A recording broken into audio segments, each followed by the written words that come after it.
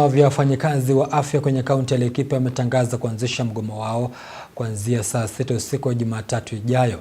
Viongozi hao wa vyama hivyo wameelezea kutoridhishwa kwao na serikali ya kaunti kwa kile wanachodai ni kufumbiwa macho katika masuala kama vile kupandishwa vyeo, ukosefu wa fursa za kujiendeleza kimasomo na ubaguzi katika ajira. Wahudumu hao wameweza kuwashauri wagonjwa waliolazwa katika hospitali za umma kuanza kusaka matibabu katika hospitali za kibinafsi ili wasiathirike baada ya mgomo huo kuanza.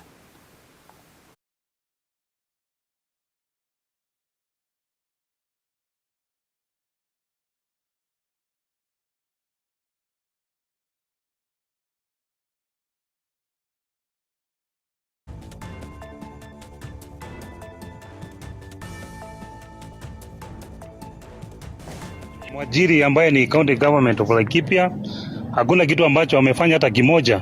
Kwa hivyo hiyo tumeona ni madhara kubwa sana kwa wafanyakazi wa Laikipia.